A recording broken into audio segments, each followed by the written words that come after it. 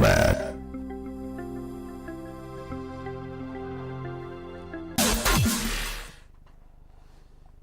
Welcome to the Middlemen of Juros. This is where issues are stripped of emotion and examined under the light, where facts are separated from noise, where power is not admired but audited. Here, we do not chase headlines, we trace decisions. We follow the paper trail, yes. Today, responsibility will be traced, and the verdict will be firm, clear, and unsentimental. Juror Olajumoke Alaode James, in her case, good governance is not a miracle, challenges the way Nigerians think about leadership. She argues that governance is not magic that begins after elections. It is systems, structure, and measurable performance. From credible budgets to transparent procurement and real oversight, she insists that a functioning country runs on institutions, not personalities. Juror Evans Ufeli, in his case, the ballot's last witness, examines the quiet but critical shift in Nigeria's electoral law. He warns that by permitting but not mandating real-time electronic transmission of results, lawmakers may have created uncertainty where clarity was needed most. When paper results and digital uploads can both stand as evidence without a clear rule of precedence. The juror for Rabbi argues that elections risk becoming battlegrounds of interpretation rather than reflections of the people's will. Is the City Boys movement repeating the year script? Juror Henry Gwibike asks a provocative question. Have we seen this movie before? He notes the similarities: high energy endorsement, strong media optics, and over loyalty to an incumbent, and wonders whether the movement reflects genuine democratic engagement or a modern remix of personality-driven politics. While I, Juro Emeka Madag, in my case, a cry for health, call out what I describe as dangerous neglect.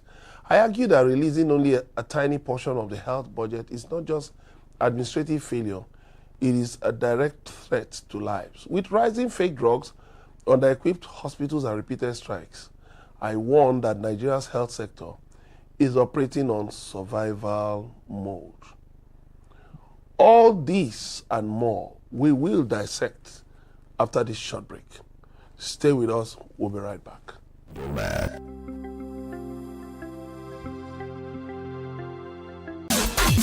Middleman.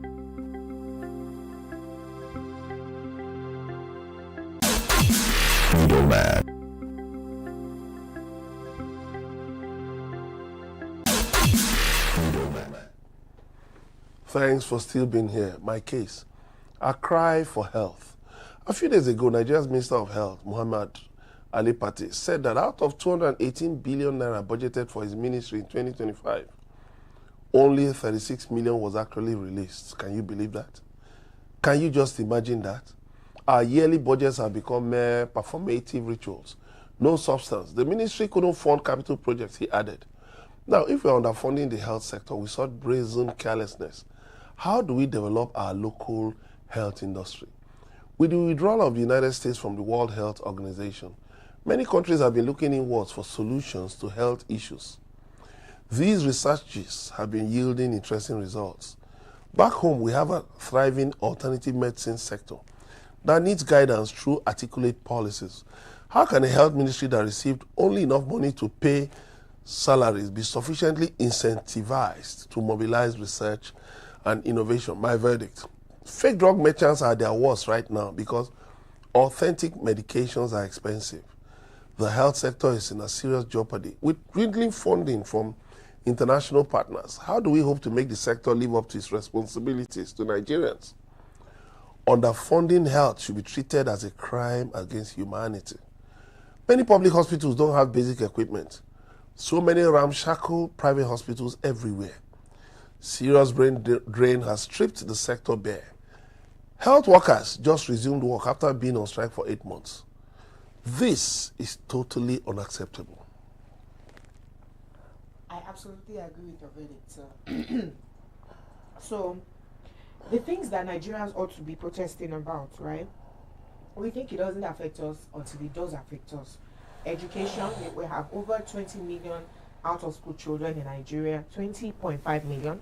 And then health, underfunded.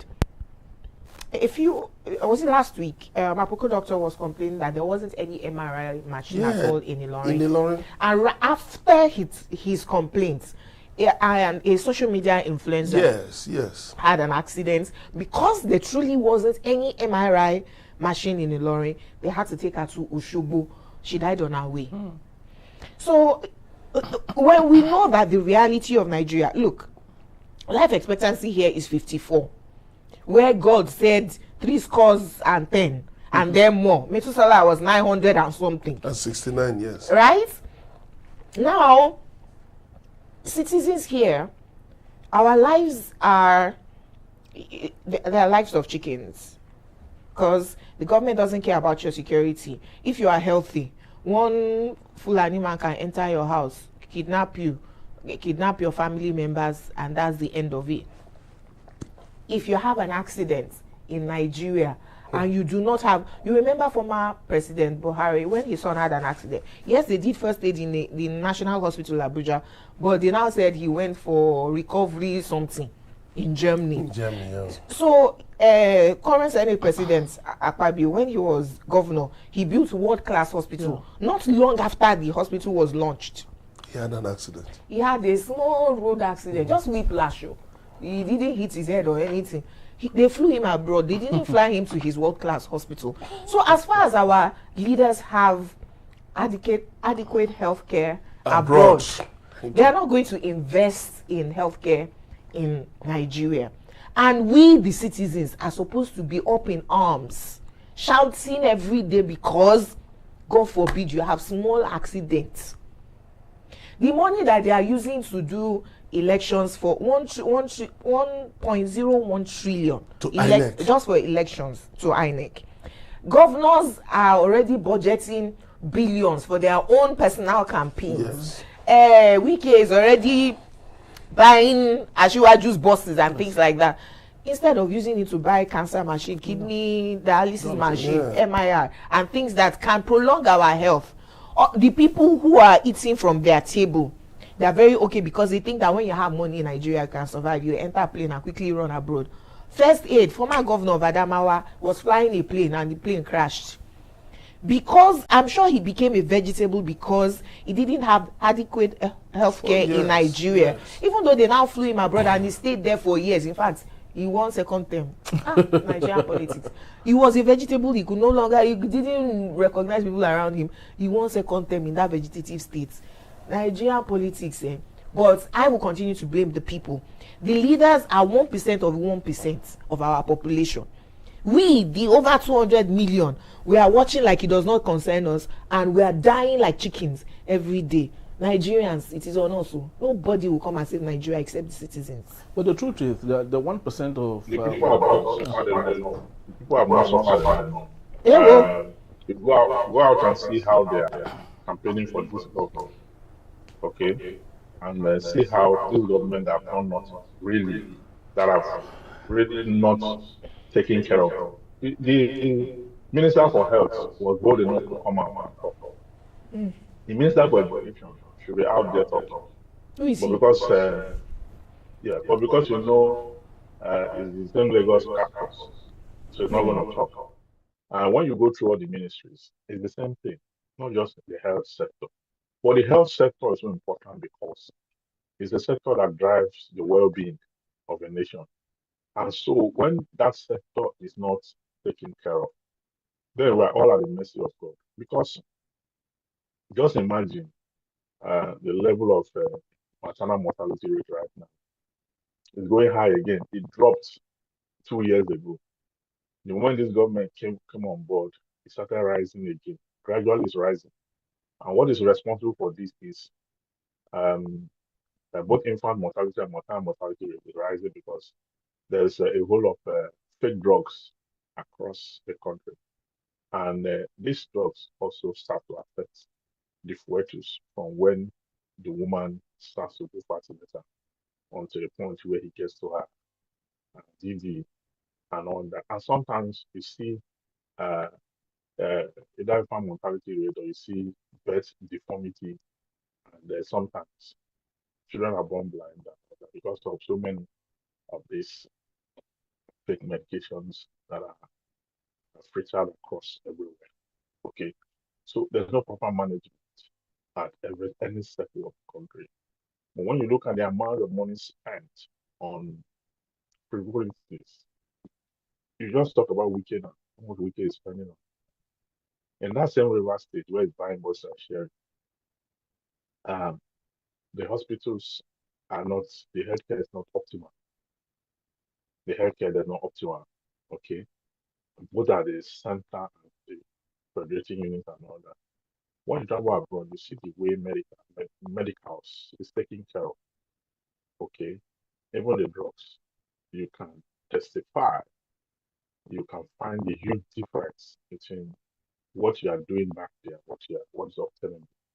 Okay, there's no time to go into many very specific examples, but there are many specific examples that I said. Now, the way out is that the people have congregated to protest against election rate and transmission and all that. It looked like they've gotten the results. They've not gotten the results. We need to also accept and protest for optimal provision of healthcare, education, and everything, security. Education. You know, livelihood and welfare. The last protest established the fact that you can actually wake up lawmakers, come from wherever they are, education or where they are, come and attend to very basic issues, which is critical. Okay, so the protest will continue on all these other issues because these people, they are just interested in pitching our resources and not doing anything reasonable about it. The masses have no bearing. It's from hunger to disease, from disease to lack of healthcare. So how do you manage the people that do? These are questions that need answers.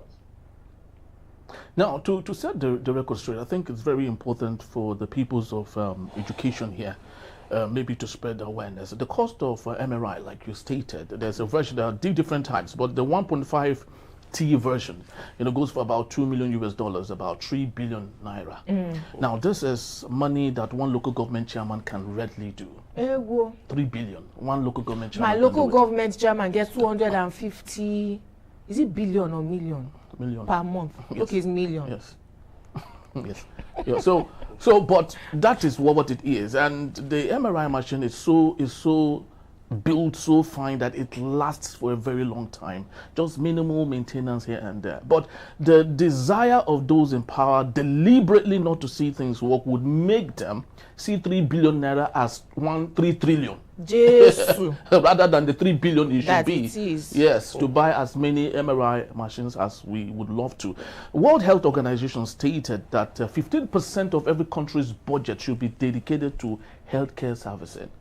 Our budget for 2026 should be about 55 trillion. 58 trillion. So we're looking at, we should ordinarily should to see 5 point something trillion. If you add the capital budget, 70% of 2024 and 2025, yes, I was moved to 2026, the budget became 98 trillion. 98 trillion. Yes. So that's almost 1 zillion. Exactly.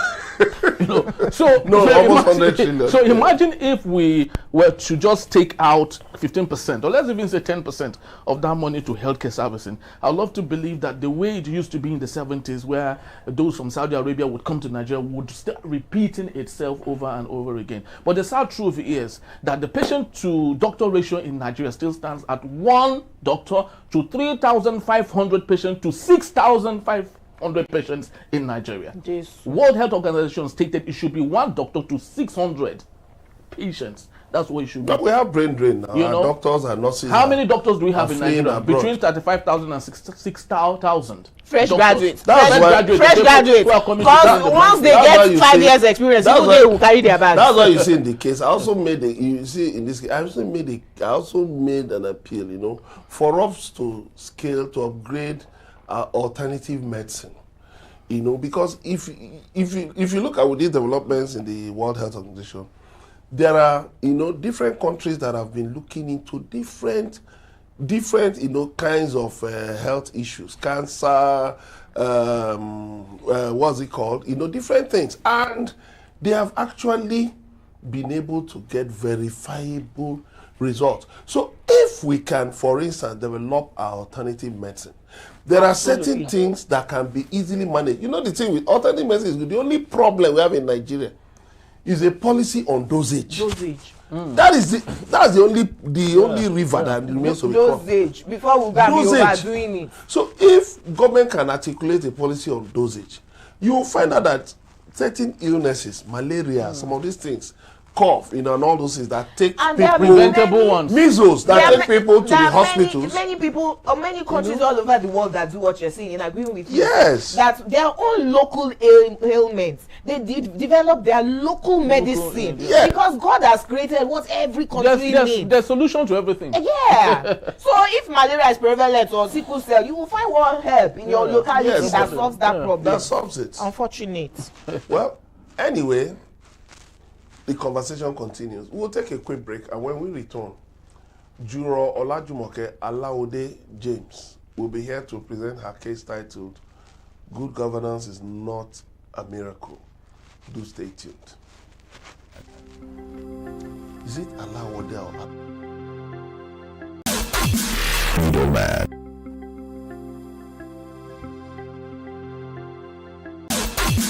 Middleman.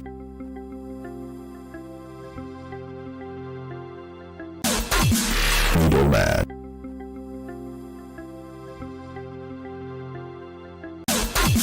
Middleman.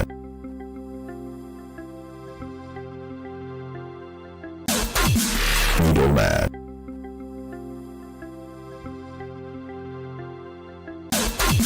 Middleman.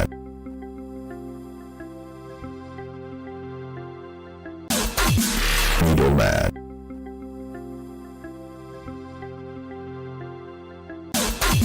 Middleman.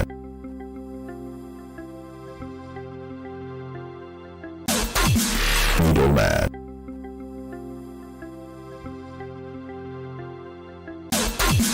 Middleman.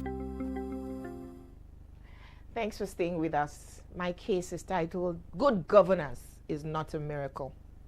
Let's talk about good governance in Nigeria. Not vibes, party slogans, no campaign promises. We reduce governance to elections as if once ballots are cast, leadership becomes magic. It doesn't. Good governance is not charisma, it is systems. It is not noise, it is process. It is not tribe, it is competence. A functioning country runs on institutions, not personalities. Budgets must be credible. Procurement must be transparent. Data must be reliable. Oversight must be real. That's governance in its simplicity. In Nigeria, we debate politics every day, but we rarely audit performance. We argue about who should rule, but not how they rule.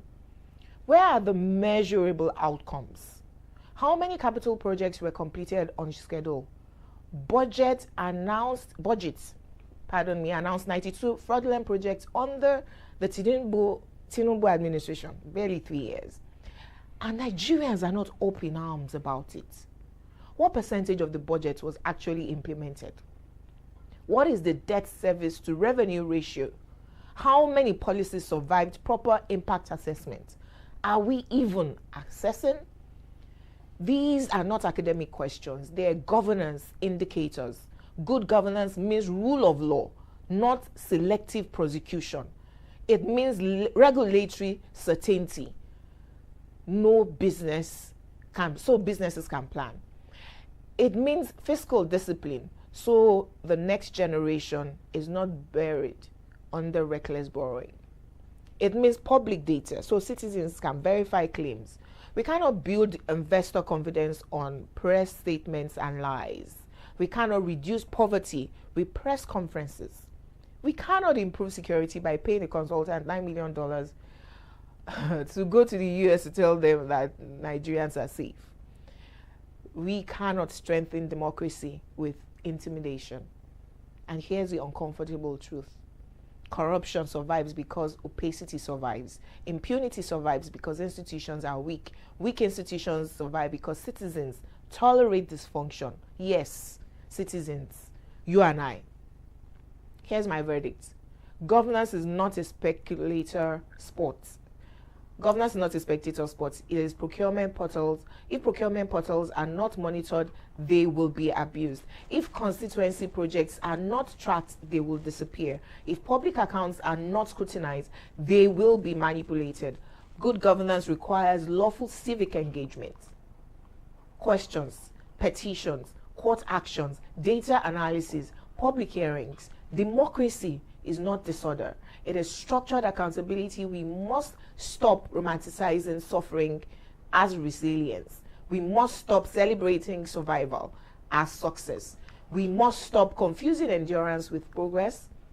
A country of over 200 million people cannot run on improvisation. It must run on clear policy design, institutional independence, digital transparency, performance metrics, and consequences. Because where there are no consequences, there is no reform, no accountability.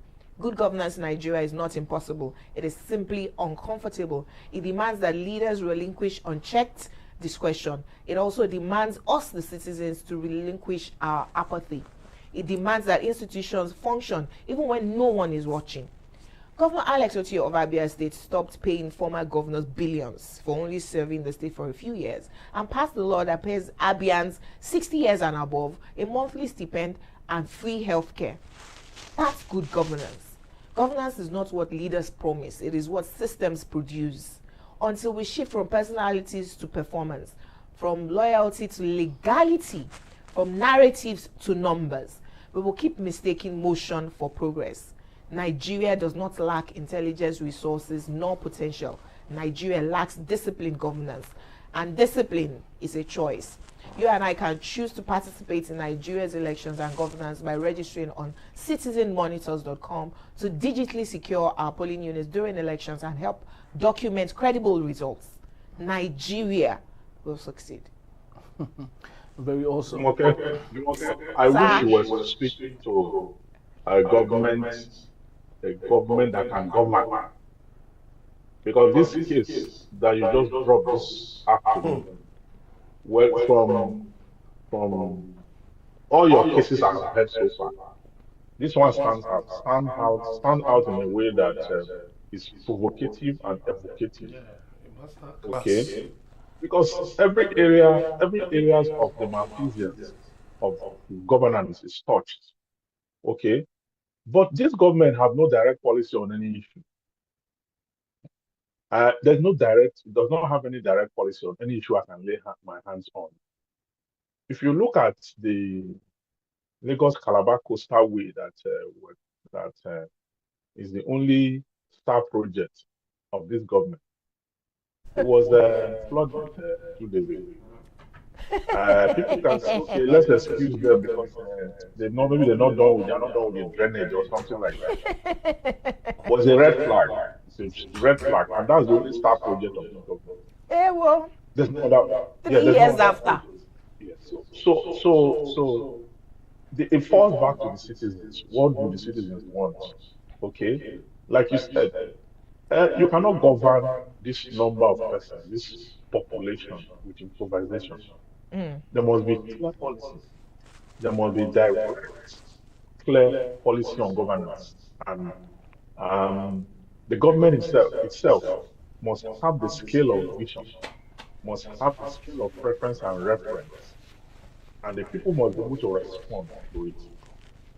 But what is this government doing? It's failing in everything, and just woke up and started asking for more tax. I don't know how many of us have done. I don't know how many of us have done transfer from January to now. If you sit down and calculate what this government have taken from you within January and now in 2 months or 1 month, and you will see why it will be easy. You will see why it will be easy for Wike to buy buses.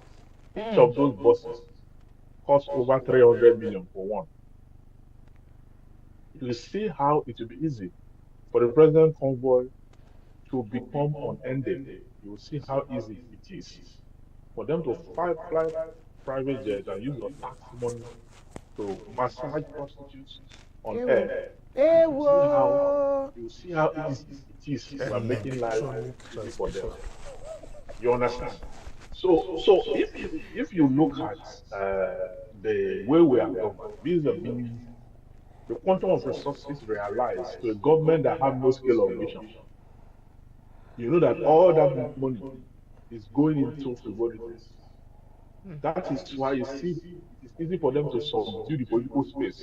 Political space, as we speak right now, has been subdued. Okay? Everybody's collecting their money. From influencers to big boys, Lagos big boys, Abuja big boys, to nightlife, club owners, to anywhere you go. Everybody's getting buying out. has started already. Jesus. So it does not matter. It does not matter whether the result was transmitted, transmuted, or amalgamated, or transfixed. But it doesn't matter. Electronically. The groundwork to return Tinubu has already been set in motion. Very true.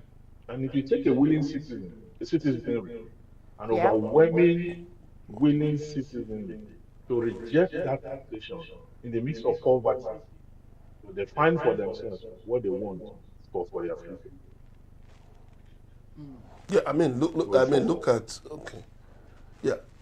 at what was wasted on those dead refineries. 13 trillion. 13 trillion will build this coastal road. Jesus. Very 13 trillion. It will build will fund our hospitals. In fact, people will be rushing from abroad to hospitals. It will buy so many MRI machines. Are you sure that they did not deliberately do that one? Siphon money and say we are repairing refinery. No, but what we're saying is that even if you're going to siphon, at least siphon into good things now. There may be although I'm not a thief, wickedness. I'm not so it is wickedness to pretend to be doing white elephant projects and siphoning the entire budget. That is it. At least do something, even if it is performative. Nobody steals mandate and use it. Very true. No, but of course, look at like Donald Trump now. He didn't steal the mandate. No, he didn't steal it. He won it. But you can see that he's really going this way between performance and theater. What he promised his people, he's delivering it, and then adding theatrics to entertain them. Well, if truly what he promised is what the people expect. But let's come back to Africa for a bit. You know, when Ibrahim Traore, whatever name you would love to call his transition, into government, but in 2022, when he came and was in charge of Burkina Faso, he initiated a rapid self-reliance, ground-up greatness for his country, right? Every Burkinabe hands were on deck to ensure that things worked in Burkina Faso, and little wonder you see them doing great strides. Lots of us would have watched the viral video of a repeat of the Aba women's riot, 1929, that just happened yesterday, but that was a very small one. I saw that. Yeah. So the women wearing black were on their voices. They were saying that Ojo Okalo must die before 2027. They say Ojo Okalo must die. So those women are close. Evans, you know that before that kind of course will happen, they're supposed to remove their top. They're going half naked. No, this is 2026. I'm really worried for my former chairman, Ojikano, because I don't know what he went to say in the Senate on Tuesday. I was worried. There was no need. Why are you worried? No, I mean, there was no need. You see, when you force yourself... He has always been a disillusion person. Right? There was no need to say there is no... How can you... Igbere is close to Abriba, that is called small London. One of the most beautiful communities in Nigeria. How can you say there is no network there? I mean, hold on. Even people from the place were embarrassed. He later turned around to say, no, this was something that happened 7 years ago. I wanted to mention that I saw Remi Tinubu in that video where all of them were voting no or yes. Ojikalu voted no because Remi Tinubu. Remi Tinubu was in the video. So the video is not recent. It was when they were under, I think it was 2019. I think it was under Buhari or some 2017, 2019, thereabouts. Yes. The video is not recent. 2019. July 2019. They were voting for e-transmission. Before we did the Beavers first in 2019. Yes. So they were voting yes or no at the time. So that video is an old video. I just wanted to. No, but the thing is that we need to have leaders that will make a difference. Whether it's at the local government level, whether it's Alex Oti, whether it's it's an old video, but the person in question has not changed. That's not changed. yes. Whether whether it's Peter and let's have people making a difference. Because at times I like to discuss governors, not Tinubu, because of course there's nothing the Tinubu administration is doing. Sincerely, nothing that he can do. There's nothing. Because I sat down with some people, some supporters the other day. I said, "Tell me what he has achieved." There's nothing he can do. They couldn't. They were just joined. They said Lagos Ibadan Expressway. I said, "What? Where?" They look for another road. I said, "What?" Lagos Ibadan Expressway that they have been doing since under Obasanjo. They mentioned that now. They now said Lagos Calabar Coastal Road. I said, that's the only one. No. That now is said to be flooded. When it rained on Tuesday in Lekki, the road was flooded. They are not done drainage. So there should be things that are at least low-hanging fruits that you should be able to point to. And honestly, if Tinubu were serious about governance, there is a lot.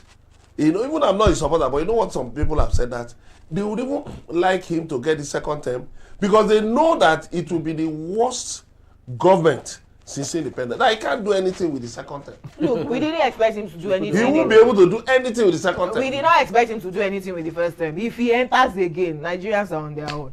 We will take a quick break, and when we return, Juror Evans Ufeli, the juror from Rabbi, will be here to present his case titled "The Ballot's Last Witness." To stay with us, we'll be right back.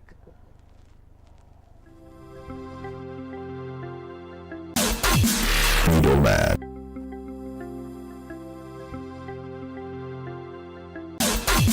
Middleman.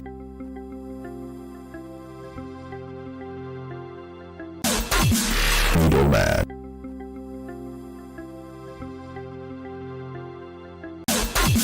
Middleman.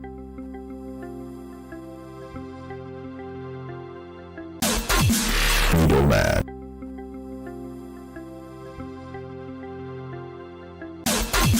Middleman.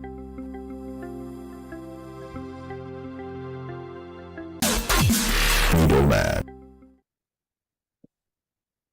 Welcome back to the Middleman of Euros. My case, the ballot's last witness.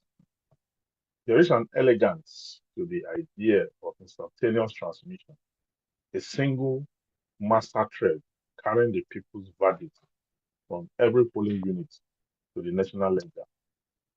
Yet the recent recalibration of clause 60 sub 3 of the Electoral Amendment Bill permitting but not compelling an electronic upload of results, allowing the dispatch of data after the signing of Form EC8A, and preserving manual collation in the event of network failure, reveals the tension between technological promise and juridical prudence.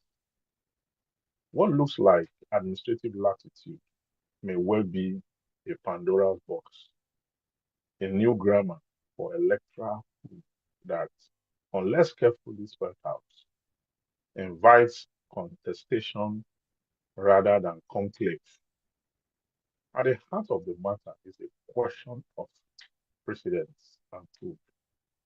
When the ink signature of the presiding officer and the time-stamped or otherwise authenticated bytes in server disagrees, which bears the greater weight? Paper evidence, the physical signed EC8A carry a moral and legal backbone of centuries of probative practice. Signature witness mark, and a visible chain of custody. Digital upload, by contrast, claim their own virtue, speed, immutability, if well implemented, and the promise of tampered evidence logs. But when the statute permits both without articulating a principled rule for resolving contradictions, it creates a landscape open to litigation, interpretation, and strategic contestation. The amendment's rhetorics of flexibility can be read in two lights. Generally, it's a pragmatic concession to infrastructural reality, not a pulling unit's seat under a reliable secular canopy. Not all election day environments will allow instantaneous transmission, and preserving the primacy of the signed form ECFA secures a fallback that courts and litigants have long respected. But viewed more skeptically, the same flexibility yields a juridical twilight. If data may be uploaded after the signed certificate is completed, what safeguards ensure that later uploads are faithful reflection rather than retrospective corrections? The phrase network failure is itself porous. Who adjudge the cause, duration, and the remedy, and what evidentiary threshold will be applied? Yet, there is a hopeful path. Clause 60 sub 3, a hybrid approach, can be recast not as an invitation to ambiguity, but as a bridge towards robustness, provided that the bridge is buttressed by rules.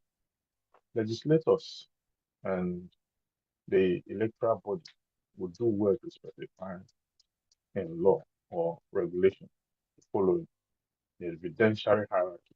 For example, whether the signed ECFA is presumptively authoritative absence, contemporaneous authenticated electronic evidence, the technical standard for uploads, timestamp, cryptographic signature, redundant server architecture, transparent procedure for declaring and documenting a portfolio, and independent auditing mechanism that allow observers and parties to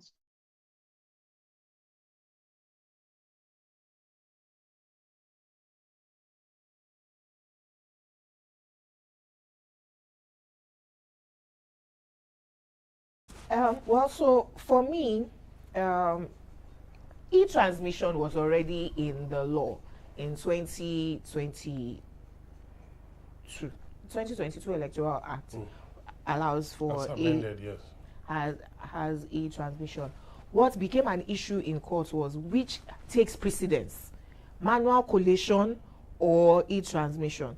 So the people who are protesting now are saying, because of what the court said during the 2023 presidential elections petition, that collation, and you know, they shut down the IRF, they said there was a glitch. So a lot of the collations, the correct polling unit result sheets are on IRF, but you do not know how they added up to the collation, because those were done manually to get the results for which they declared Tinubu, which is where a lot of people allege, you know, corruption happened and the elections were rigged. So what we're asking for is not just e-transmission. The Beavers machine already has the feature to transmit. So people are saying you're asking for real-time transmission, but you're doing manual election. Yeah, after doing your manual election, you do your manual counting, and then manually write each political party's results in the form EC8A.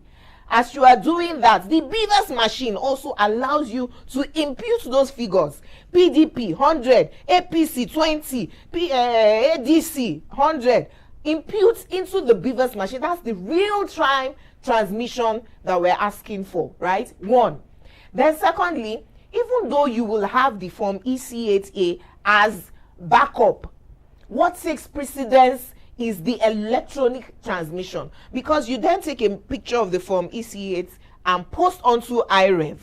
That becomes the document where everybody goes into their own polling units and go and look what was declared for my polling unit on the IREV server. It's pretty much what Citizen Monitors is also doing, that citizens collect their results at their own polling units, post onto a Citizen Monitor server exactly like the IREV server. So by the time automatic collation is done on Citizen Monitors, it must be the exact same results that INEC is declaring. But the third thing is, if the matter does have disputes, people are saying, how did you get the results that you are declaring? Because there was e-transmission real time, the collation is automatically collated, right? But your EC8A, you can now go to your ward or local government and go and add the figures together if there's a dispute that no, what was automatically collated is not what happened on ground. You can now use your form EC8A. Remember, you have posted it also on IREV. Now manually collate all of that word by local government per state to say this is the evidence of what was done on ground that was automatically collated.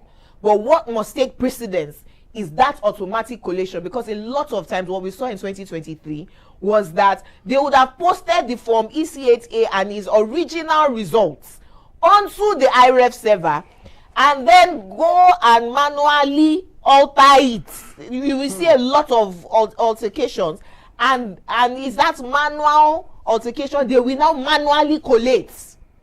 So you don't know how the numbers, because by the time you are now seeing this local government, PDP got 10 million, you do not know that per local government the results have been altered, because it's that summation that is used to declare the winner. So e-transmission is just a carrot. So we're saying that real-time e-transmission should take priority and prominence in courts when there's a dispute in the matter, because form EC8A, as we have seen in the 2023 elections, can be altered.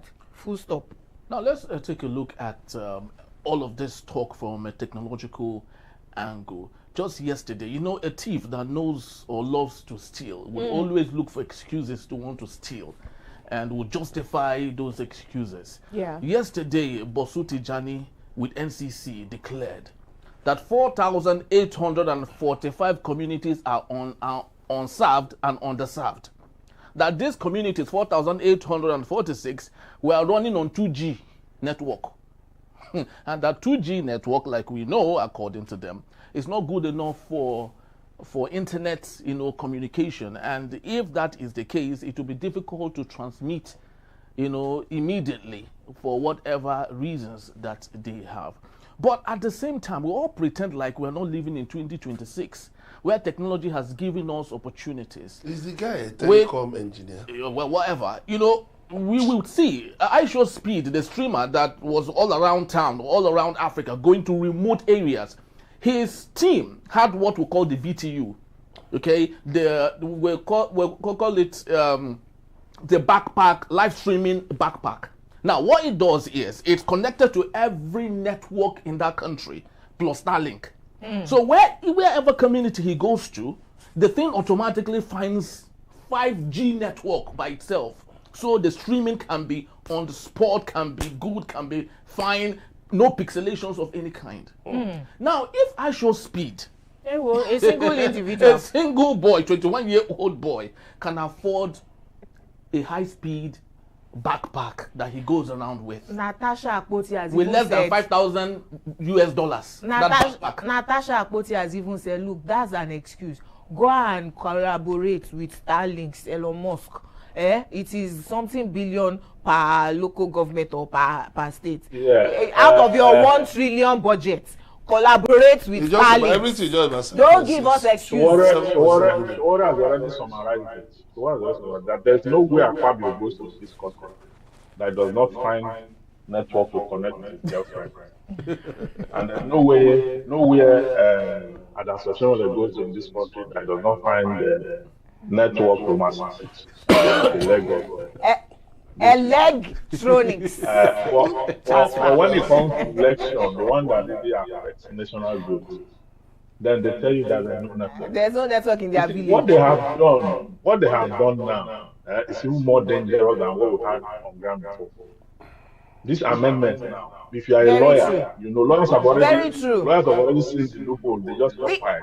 Look, even those of us that are not lawyers are already seeing that when you say manual is backup, one youth corps member can just say, no, there's no network. I just go and manually and abandon the e-transmission. So the question now is, who determines if there's whether network? the network really or not? Back to square Who one. determines that? Is it really the internet facility they are using, or the human malfeasance, or human corruption? Okay, Human so interference. when you take such evidence to court of law to say that you rely on the manner collision because there was network failure, does the court have the capacity to investigate, to invoke the past, play the past, and certify whether scientifically or through witchcraft or any other means, whether truly there was network failure. So you see that the law has shifted from e-transmission uncertainty to further uncertainty. Okay. Yes. So now it's going to be a battle because the election will all end up in courts. And as usual, the judiciary will not determine the mandate of the people. Very unfortunate. Very, very, very, very unfortunate. What on the way for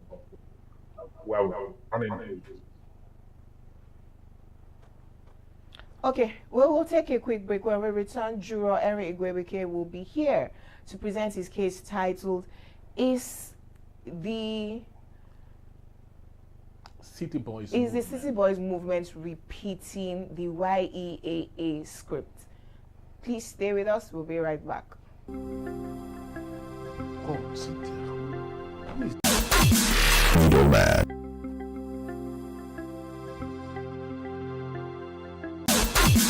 Middleman.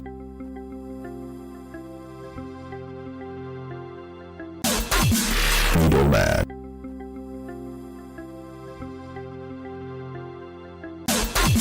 Middleman.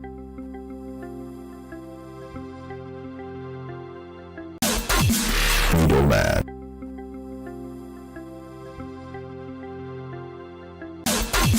Middleman.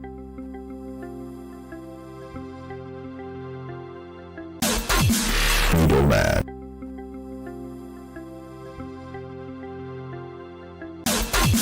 Middleman.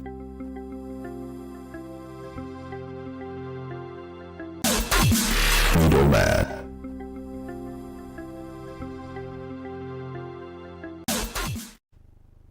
Thank you for staying with us. My case is the City Boys movement repeating the year that is an acronym for Youth Earnestly Ask for Abacha Script. Nigeria is once again witnessing the rise of a bandwagon-style political campaign, this time in the form of the City Boys movement, reportedly associated with Sheyi Tinubu, the son of the president. The group's visible enthusiasm and public endorsement in support of President Bola Tinubu's anticipated 2027 re-election bid have sparked comparisons to the 1996 to 1998 Youth Earnestly Ask for Abacha year campaign led by Daniel Kanu. Year was widely seen as a youth-driven movement that aggressively promoted General Sani Abacha's self-succession agenda. Though presented as a grassroots support, many Nigerians viewed it as an elite-backed political theater designed to manufacture consent rather than reflect genuine public demand. Today, critics argue that the City Boys movement reflects a similar pattern: high energy mobilization, strong media presence, and an overt loyalty to an incumbent leader. Supporters, however, insist it represents organic youth engagement and political participation in a democratic setting, unlike the military era of the 1980s. The key difference here lies in context. Nigeria now operates within a constitutional democracy, where elections, not decrees, determine leadership. Yet, history warns that personality-driven movements can blur the line between civic engagement and political idolization. My verdict here: while parallels exist in style and symbolism, the ultimate judgment will depend on whether the movement promotes democratic values or merely amplifies political loyalty. Let's get talking. Well, the interesting thing for me is, what exactly do these so-called city boys represent? I don't see. I don't see anything. Yeah, they're Igbos like me. I know all of them one after the other. Businessmen. What business? See, there's a way as Igbos, there's a way we grade people. If you say you have money, the first question you'll be asked is, how many people have you invested in? How many people have you trained? How many boys or girls have you made human beings? You know? How many lives have you transformed? You see, it is not to be giving people rickshaws, keke, to go and ride, you know, on hire purchase. You know, that is not a scalable business, not a sustainable business. It's not something that I can bring out my money and give. I'd rather give somebody money, go to school, go and get a technical skill. And then yesterday I was discussing with a friend, and he was talking of one of his sisters who wants to join the police. But I said, let her first of all go and learn a skill before joining the police, so that she will not be pushed to stand on the road, you know, and be collecting 200 naira or, you know, 100 naira. But if you learn a skill like music, you know, or you get into teaching or the medical life, you will have a more organized career. So when you talk about these city boys, first of all, Dr. Nnamdi Azikiwe was the one who set up the City Boys movement. I don't remember the year. He set up the City Boys movement. But these people don't acknowledge that fact that he was the founder of the original City Boys. Dr. Nnamdi Azikiwe was a Lagos boy. Secondly, they purport to represent the interests of the Southeast. But nobody knows them. It's not somebody who's talking of money and water. Is that the kind of model I'll ask anybody to follow? Money and water? No. We believe in real enterprise, not just, you know, not just, you know, showmanship, you know. But you have to also look at their master now. Their master brought in bullion van during the 2019 election. Bullion van came out from the house of the current president now. His character is not different from the character of these persons whom he has appointed. He's also a city boy. So yes, and if you look at the wealth of these guys, too, it's unexplainable, just like the wealth of the main city boy. Unexplainable. So because I see that you are really agitated, but it's annoying. Intervention is to remind you. My intervention is just to remind you that it looked like a case of birds of a feather working together. So we shouldn't expect anything of higher standard. Our president does not have a very high moral standard. Do you know that the court have compelled, they've opened the case again? Yes. In the US. So one that has such a baggage. You must carry people like him along. You don't expect people of high caliber integrity to be flocking around him and be pushing forth. Okay, compare them because they are saying they will subdue everywhere, that the obedient movement will not see any space to breathe. Compare the people who constitute the obedient movement. Compare them to these guys who are saying they are the city boys and Money, whatever. and water. Kai, very Yeah, disgusting. so compare value and integrity and the rest of that. When you compare that, you see that the difference is clear. So it's a case of light and darkness. Okay, It's and very so that's just unfortunate. what it is. Very unfortunate. And they do have their influence, but that's the beauty of democracy. Democracy is that which 51% carries the votes, but 44. Imagine 49% of 200 million. That's a lot of people, and they also have their voices. So if we had, for instance, two major political parties, and they were both going side by side, and it was too close to call, the winner will at least have 51%. So let the city boys have their say. That's the beauty of democracy. But again, Nigerians, like I always have been saying recently, we are all corrupt. If all of us are not corrupt, our current leaders cannot continue to be our leaders, and will be waiting for our turn to get into government to share the national cake. Nigerians are all corrupt.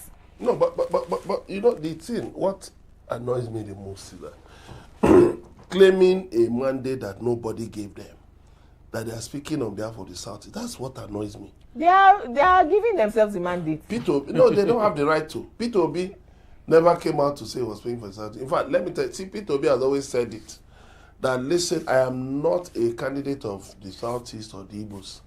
I am a national candidate. I'm a Nigerian candidate. So, sir, in 2026, that we are still talking candidate of one region. Yes. Shouldn't we just be doing referendums to go our separate ways? It looks like Nigeria's unity. It has disappeared. After 66 years. It has years. disappeared from the constitutional review. We are now talking about states.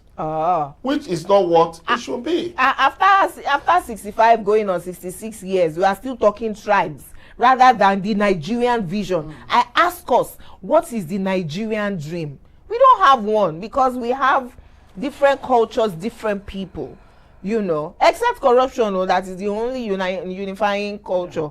We don't have food that is united, or clothing, or no sports. What about football? I beg you, it has been corrupted too. Yes, and obviously, like the coordinator, Emeka, the famous coordinator in the southeast of Nigeria, like you did say, he said that that this movement is actually championed to run politics with a speck of style. They are just the only style is to protect their businesses now. Because I understand now. One of them bought land, where Lagos State government demolished and chased the original inhabitants away. He bought land there, put his signboard. People started shouting, and then he removed the signboard. So it's to protect his business. All of them in that movement. Even the other day, some people were accusing one of them of, visa issues. So I think it should not, let them run their movement, but they should not drag us into it. The issue you can't dictate what people will do. Let them run amok. No, they should not claim to be representing people us. Will do what they want to do. Our it's for you to say that they are not representing. They will claim their claims. It's for you to say they are not representing. Yeah, that's what I'm doing. They don't represent me. Well, you can't tell them what to do. All right, that's a wrap on the Middleman Show for today.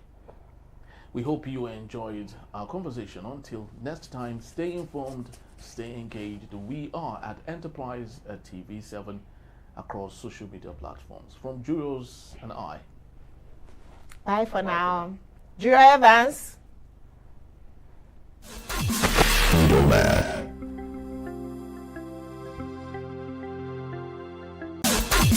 Middleman.